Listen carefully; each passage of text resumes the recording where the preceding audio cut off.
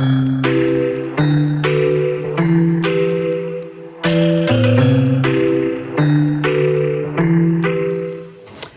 aujourd'hui, on va commencer à travailler avec la technique d'impression.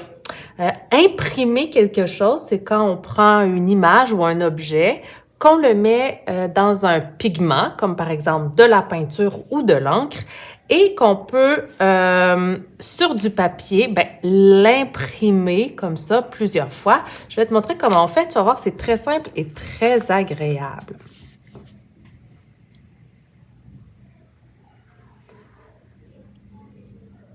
Alors, pour faire de l'impression aujourd'hui, on va commencer par encercler dans notre cahier d'exercice impression, parce que c'est l'exercice qu'on fait aujourd'hui. Et sur chacune des tables, il y a une assiette comme ça avec une éponge remplie de peinture. C'est là-dessus qu'on va pouvoir aller chercher la peinture pour faire nos impressions. Alors, tu vas voir qu'il y a quelques petits objets sur ta table que tu peux utiliser. Donc, c'est sûr qu'il faut les partager, hein? Il n'y en a pas un pour chaque ami. On va les partager et pour imprimer, on doit prendre l'éponge comme ça ici. On va prendre un outil, on a seulement comme ça à tapoter dessus et tout de suite, tu vas voir que la peinture va se transférer sur l'objet et je peux venir imprimer. Quand on imprime, on fait un mouvement comme ça. On ne fait pas de ligne, on ne vient pas peindre avec l'objet, on vient seulement imprimer. Alors, je vais te montrer avec quelques objets. Comme ça ici. Avec un bouchon. Ça se peut qu'il y en ait un petit peu sur tes doigts. C'est pas grave, on va se nettoyer après. C'est de la gouache, donc ça part assez bien. Et regarde, j'ai même un Lego. Le Lego, il y a deux côtés qu'on peut utiliser. Donc, moi, j'ai envie d'essayer avec les petits points. Comme ceci. Alors, j'ai deux exercices que je veux que tu fasses. Le premier, c'est de répéter une impression 6 fois. Et à chaque fois, tu vas essayer que ton impression soit le plus nette possible. Alors, si je regarde mes impressions ici, tu vois qu'ici, là, il y avait moins de peinture, donc elle est un petit peu moins nette. Alors que la première, il y avait juste assez de peinture. Alors, on va se pratiquer. Moi, je vais le faire avec le Lego, tiens. Donc, je répète.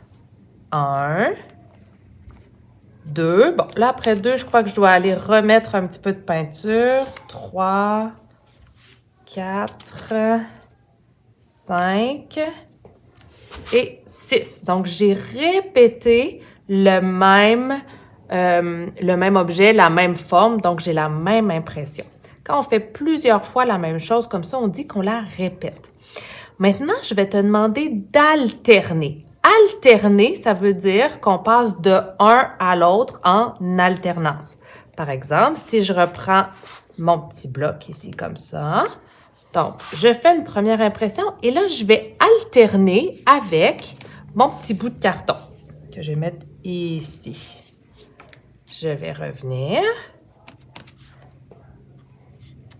comme ça et j'en ai 4. 5 et 6. Donc, on voit clairement la différence entre répéter une impression ou alterner.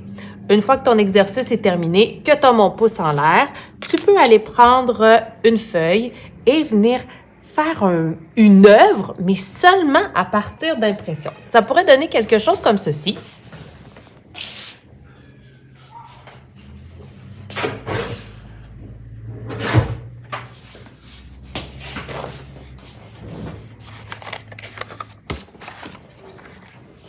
Alors, c'est sûr qu'il y a une seule couleur par table pour ne pas mélanger les couleurs. Donc, je crois que je vais essayer quelque chose comme ça. Là, moi, ici, j'ai envie de faire un arbre. Toi, tu peux faire ce que tu veux. Un robot, une plante, un animal, un insecte, quelque chose d'abstrait. Ça veut dire quelque chose qui ne représente rien, seulement des formes.